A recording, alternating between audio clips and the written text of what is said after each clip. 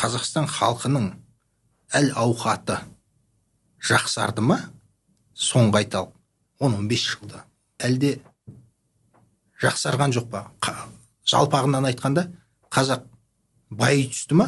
Жоқ, кедейлене түсті ма? Оны айтып отырған себебім, былайда, егер мемлекет жылына 8-10% өсіп отырса, mesela Қытай сияқты, баласы әкесіне қарағанда 4 есе жақсы өмір сүреді екен. Мәселен, әкесінде 1 үй болатын болса, баласында 4 үй болады.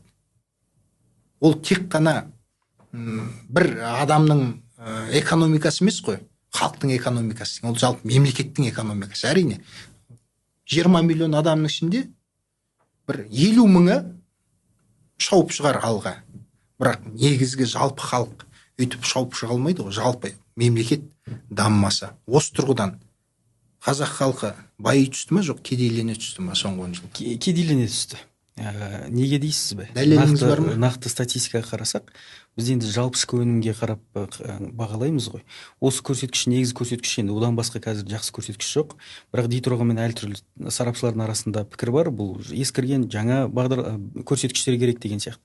Бірақ жалпы ішкі өніміміз жан басына шаққанда деген бар. Жан басына шаққанда қанша? Әлемдік стандарттарға қарасақ, 10 мың доллардан жоғары болса, ел табысы орташа ел деп қаралады. 20 мың доллардан жоғары болса, онда табыс бай ел деп қаралады. Егер де 10 мың доллардан төмен болса, онда ол кедей ел деп танылады.